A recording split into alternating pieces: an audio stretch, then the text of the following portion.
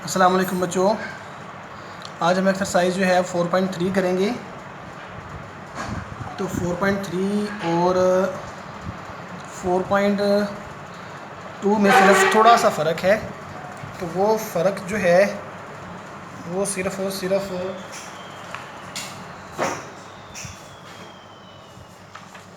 ये है कि उसमें 4.2 में डायरेक्ट प्रोपोर्शनल था और यहाँ इन्वर्स प्रोपोर्शनल है। तो इन्वर्स प्रोपोर्शन में हमने क्या करना है, हमने 1/x लिखना करना है। उसमें अगर आपको याद है तो हम ऐसे लिखते थे y प्रोपोर्शनल टू x। ये कब लिखते थे? ये डायरेक्ट में लिखते थे, डायरेक्ट में ऐसे लिखते थे। और इन्वर्स में हम क्या लिख रहे हैं, 1/x लिख रहे हैं। ये आपने बात याद रखनी है। और बाकी मेथड जो है वो बेटा वैसे ही है। दो वैल्यू पहले दी हुई हैं तो उनकी मदद से हम k की वैल्यू फाइंड कर लेंगे। जैसे y3 है, x4 है, तो पहले ये वाली वैल्यू पुट करते हैं।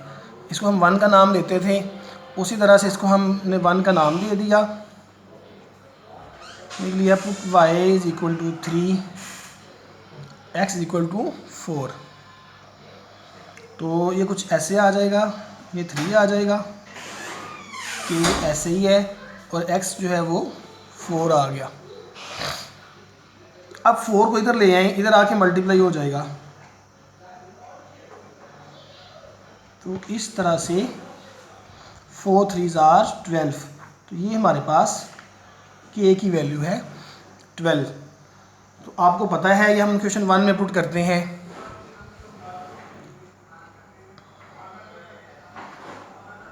पुट इन 1, क्वेश्चन 1 में पुट कर देंगे। तो y = 12/x, ये हमारी सेकंड इक्वेशन है। ये वाली बेस करती है। अब जब ये वाली इक्वेशन आ जाती है तो हम जितनी मर्ज़ी वैल्यू फाइंड कर लें। तो इस पर आप लोगों ने फोकस करना है। इसको हम इसमें अब अगर x की वैल्यू है, x की पुट कर लेंगे, y की आ जाएगी। अगर y की दी हुई है वो पुट कर लेंगे तो x की आ जाएगी। तो आप चेक करते हैं, पहले पार्ट में y की वैल्यू फाइंड करनी है। तो value of y where x = 8, x 8 है, पुट x = 8। ये सेकंड पार्ट यहाँ शुरू हो गया, फर्स्ट पार्ट यहाँ पर कंप्लीट हो गया। सेकंड पार्ट है = 8, किसमें पुट करनी है, इन इक्वेशन 2 में। तो y = 12/8। अब चेक कर लेते हैं, कटिंग होती है तो कर लेते हैं, फोर्स होती है, 4 2s are 4 3s are, तो 3/2 y। ये हमारे पास एक आंसर आ गया। अब हम इसके बाद पार्ट थर्ड की तरफ बढ़ते हैं। ये थर्ड पार्ट है। तो थर्ड पार्ट में उन्होंने हमसे क्या पूछा हुआ है ये हमने चेक करना है।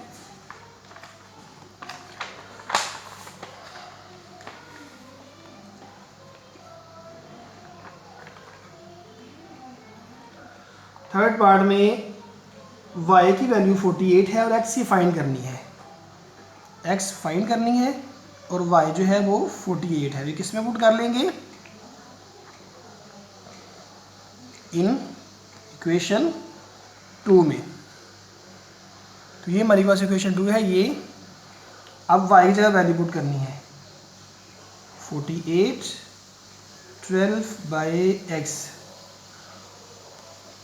तो अब बेटा इस तरह से है, तो हम x को उधर ले जाएंगे और 48 को इधर ले आएंगे। ये इस तरह से कटिंग हो सकती है। 12 1s are 12, 4s are 48। तो x = 1/4। तो एक हमारा ये वाला आंसर आ गया, एक ये आंसर था और एक ये वाला हमारा आंसर आ गया है। तो जब बेटा ये वाली इक्वेशन आ जाती है तो फिर कोई सी भी वैल्यू, चाहे वो x की फाइंड करनी हो वो कर सकते हैं, y की फाइंड करनी हो वो कर सकते हैं। तो बिल्कुल पिछली एक्सरसाइज की तरह है। अगर आप थोड़ा सा गौर करेंगे तो ये आप आसानी के साथ एक्सरसाइज जो है कंप्लीट कर लेंगे। अब हम कोई और क्वेश्चन करते हैं, को चेक करते हैं, कोई डिफरेंट क्वेश्चन हमें मिले।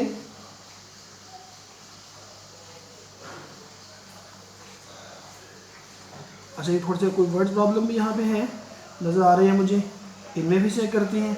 चलें वर्ड प्रॉब्लम की तरफ देखते हैं। क्वेश्चन नंबर 8 चेक करते हैं बच्चों। और 8 देखें, if 12 workers can paint our building in 20 days. अब वर्कर्स है और बिल्डिंग है, डेज है, वर्कर और डेज, तो हम ऐसे कर लेते हैं, वर्कर और डेज जो हैं तो ऐसे लिख लेते हैं। ये इन्वर्सली प्रोपोर्शनल है, वर्कर और days inversely, W for workers, D for days. तो उसी तरह से ये जो 12 वर्कर्स हैं, इसका मतलब है ये W की वैल्यू है 12, और जो 20 डेज़ में वो काम कंप्लीट कर लेते हैं 12 वर्कर्स, तो 20 जो है वो D की वैल्यू है। 12 वर्कर 20 डेज़ में जो है वो बिल्डिंग को पेंट कर लेते हैं। तो अब आगे है कि 15 डेज़ अगर हों तो कितने वर्कर जो हैं, अगर 15 डेज़ में काम कंप्लीट करना हो कितने वर्कर्स होने चाहिए, यानी डेज़ जो हैं आगे 15 है तो वर्कर बताने हैं, फिर नेक्स्ट पार्ट में डेज़ जो हैं 48 हैं तो वर्कर बताने हैं। तो बेटा हमने इस क्वेश्चन को भी देखें, वर्ड्स प्रॉब्लम थी लेकिन हमने इसको उसी फॉर्म में बना लिया है जैसे बाकी क्वेश्चन थे। तो उसी मेथड हमने एक ही मेथड रखा है, उसी मेथड से हम सॉल्व करेंगे इंशाल्लाह ताला, और ये हम आसानी के साथ इसको कर लेंगे। तो जैसे हम इसको लेकर चलेंगे, इक्वल लिखेंगे, प्रोपोर्शनल ख़त्म, तो ये K आ गया, K/D। तो बच्चों ये जो पहली वैल्यूज़ हैं, ये वाली वैल्यूज़, ये आपको पता है पुट करके हम K की वैल्यू निकालते हैं।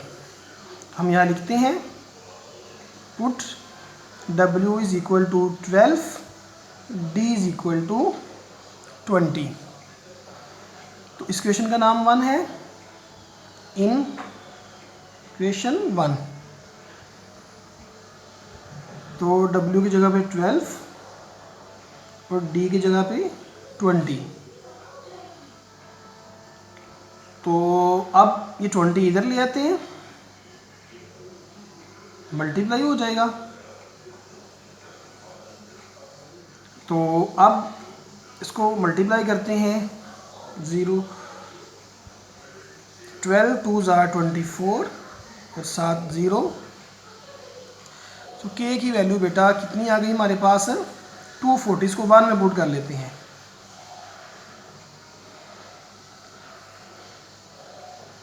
Put in equation 1।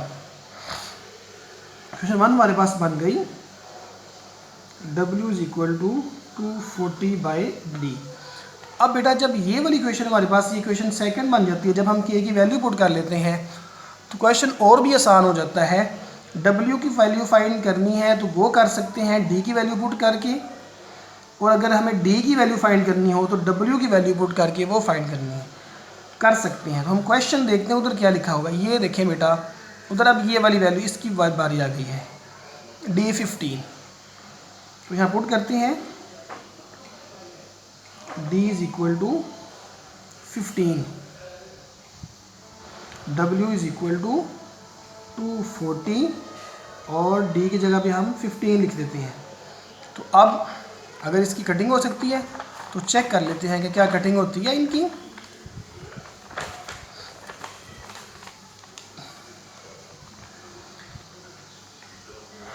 तो 3 से कटिंग हो सकती है, 3 5 = 15, 3 8 = 20, 4 ये 0 साथ आ जाएगा, फिर 5 1 = 5 16 = W = 16। तो बेटा कटिंग करके हमारे पास W की वैल्यू जो है वो कितनी आ गई है, 16। ये हमारा एक आंसर आ गया है। अब दूसरा, अब हम पुट करेंगे, put d is equal to 48। Second में क्या हुआ है, d क्या पुट करें, वो कहते हैं 48 पुट करें। कहाँ पुट करनी है, इन इक्वेशन 2।